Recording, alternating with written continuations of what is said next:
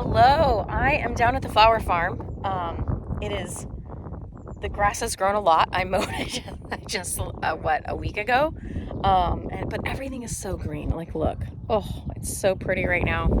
So I have been I've been down here. Let me turn it around and show you. All right, so we had a lot of rain. You can see all the standing water and all the low-lying areas, basically. There's kind of a little bit of a river along here. This has a bunch of standing water.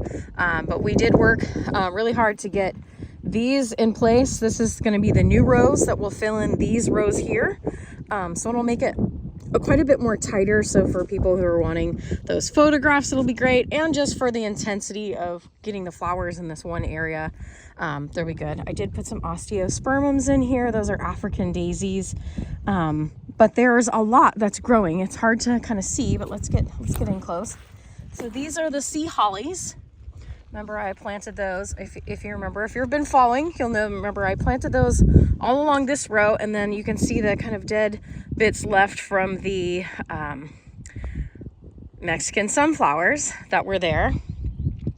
Those I'll end up taking down, but pollinators live in the stems, so pollinators and good bugs. So I'll leave those there. So that allows those beneficials to overwinter here and then stay here to protect things and keep the ecosystem a lot happier. But you do see this was the whole row of this all the way to the end is irises, and I can see way down yonder there's one blooming. So we've got to go check that out. But real quick before I leave, I wanted to show these guys here. This is my wonky system for trying to collect some rainwater. There's not a ton in there. I hope for more. It looks like some of those buckets have a little bit more in them. But I'm going to leave them, and that way if there's more rain, I can collect it. But you can see they're all along in different staggered points. I had to put big rocks in them to keep them upright because the wind was so crazy. But that's definitely an interesting thing. And then some of the other plants are still here that were planted last year. These are scabiosas along here. This is my little test patch that I did of kale just to see if they would just completely be consumed by the bunny population that's down here, because there's a big bunny population. And then along here are the willow babies that we put in. You can see the yellow stems here, and they go all down this row, and that'll kind of make it a nice little screen along this area so that when people are coming in the driveway in the summertime, they're not completely losing, the dust isn't spreading onto all the flowers. So there will be some still left here. Whatever was left that's, was growing, I'm going to leave. There's some more snapdragons still. But then this will become technically the first flower row. So that is pretty fun. I'm going to go check out this. Oh, it's golden. Oh, okay. Here, let's fast forward a bit here. Oh my goodness, people, it's yellow. Look at that beautiful golden blossom. Oh my goodness.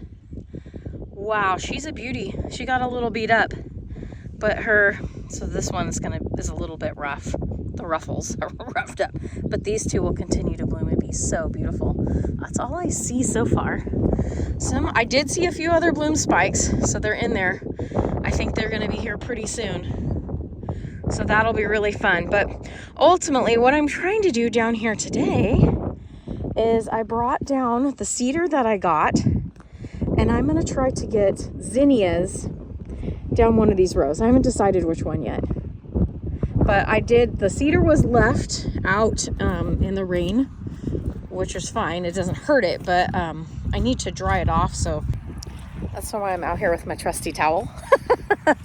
Because I figured, well, if you put seed in there and it's wet, all the seeds are going to stick and clump. So I brought the towel so I could dry that all off. And then you're supposed to be able to push it. And it has a little mechanism where you can open the valve, and there's a little thing that spins in there, and it basically pushes out the seed. So I don't know how far and wide. I think ultimately I'm going to end up doing this row here, this first row with zins, because it's flatter. That row, I noticed, it's kind of it's a little more domed. We were running out of energy and time when we put it out here. And so it wasn't quite flattened out yet. So I could flatten it, but I think for time purposes today, because I've got some other things that I got to get done, I'm going to go ahead and just do this row. So there's the big decision. The big, weighing the decision of what to do here. That's flatter, so it's going to get seed. And I am going to literally just I'm going to drive that right over top of this whole line here, which is mulch mixed with dirt. And it's mixed with dirt because the mulch over there started to kind of break down. It's a little older. It's from last year. There's some newer stuff in there. So it's a good mix. I actually think the zinnias will love it because the zinnias at home, in the subscription garden there, it's funny because the way they choose to grow in all kinds of different places because it'll be kind of cold. I think I need the towel for warmth. Hold on a second. It's a little cold out here. I didn't think it was quite so cold. Let's see. Oh, it says it's 48. Maybe I shouldn't be doing seeds today. I'm gonna do them anyways. Alright, so this is the little seeder here. It's a pretty simple design. We've got the bucket and then the trigger. When you pull the trigger here, it opens the little valve that's right here. You can see, ready, open. And then as you walk, this spins, that little tiny thing in the middle. So it actually is already pretty dry, but I'm gonna get you drying it real quick and then let's see how it works. Okay, got it all dry. Here is my whole bin of zinnia seeds. Oh, that's where the other wildflowers went. Those need to get spread too, but they're gonna spread in a different area.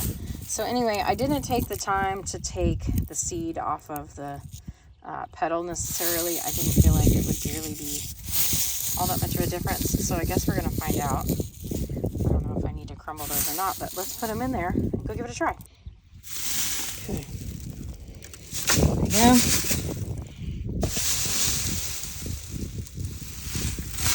Oh my gosh, there's gonna be a bunch of zinnia babies here. Probably a better way to do this. Let's see if I can. How about that? That's still kind of blowing around a bit, but a little bit better. Okay, that worked. So let's go push it down this aisle and see what happens. All right, y'all. I think the spray of this might be too big for this aisle, and I'm gonna see if I can do it one-handed. But I don't think I can, but let's try. Ready, set, go. Oh, not too bad. I can't tell if anything's coming out. Yeah, a little bit. A little bit's coming out. I think it needs to come out more than that, though. Maybe? I don't know. Let's see. Okay, so I gave everything a bit of a crush just to make sure it kind of fits out the little slot that has to be, where the ejection slot is underneath. So let's give it a try now. There. Okay, now we're getting stuff coming out of there. That works. Let's see. I'm going to do it with both hands. So let's do this.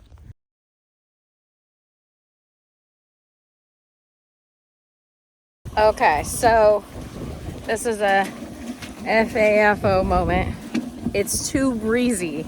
So as I'm pushing this down the aisle, the seeds aren't going where I want them to go. They're going where the breeze is taking them. So it's too breezy today. So it was good to know though, like for our first trial, I feel like number one, it would be beneficial to not have the petal be attached to the seed, but I don't think it's a game changer altogether. I did do about 6 or 7 feet and finally just kind of spread some by hand, but even spreading by hand, it's just the wind, the breeze is picking it up and moving it. So I don't want that. That's could be a whole lot of waste. And then I have zinnias growing where I don't want them to grow. And we learned last year, it's really important to seed them in place, because when you transplant them, it actually changes the form of them. Our big experiment was having done some greenhouse ones and planting them and then planting direct sow in a whole nother row, and that direct sow row did beautifully all season long. It just kept chugging along. The other ones just never really looked right. And also I've, read on several occasions too, it changes the format, makes them less likely to be multi-petaled. I don't know why. I guess stress probably triggers them. It's a genetic kind of thing. So anyway, that was a good experiment. Thanks for joining me for that. But now I know I did at least get it to come out and play with it a little bit. So when it chills out a little bit as far as breeze wise, I'll come out and work on again. Okay, so I was gonna give up, but then I realized I had this fun little seed kit that I think is from the neighbor who's a cousin. She had several different fun little kits like this that she gave us, and I was gonna put those at the end of these rows here where I decided not to extend them out. So I'm gonna go down there right now and I'm gonna install everything that's in this kit. There's like a little rollout mat, which looks fun. So like I said, it's breezy, but I'm gonna try taking this roll and putting it in here where it's kind of wet and see if that'll anchor it down and then see if it grows. Oh boy, this is an experiment. Let's do it. All right, this is what was in the packet. There's some marigold zinnias, forget-me-nots, a couple of daisies, and some milkweed. And then here's I laid it down, it's in the water. I anchored it with a few rocks. We'll see what happens. And I'm just gonna put these around from here all the way through here. And I've got a lot more to come out and do this with. So this whole backdrop then will be these wildflowers. That's the hope. And then I'll continue it around here. This whole area to where you can see the mulch start is all just gonna be a wild jumbled mess. So it'll be more like what my typical garden would be. So I'm gonna go ahead and plant these. Ready, go. Okay, so there's zinnias, daisies, some milkweed, marigolds, forget-me-not, daisies, and a little more marigold. There wasn't a ton of seeds. And you see I used the sunflower boughs to kind of delineate. This is too wet, so I won't do those, but we'll see how that kind of goes. And I'll end up bringing down quite a bit more. So you'll see this garden area really start to develop as I bring down more and more stuff to put in it. This gets to be my little wild garden area. Thanks for watching as I pivot and watch us grow.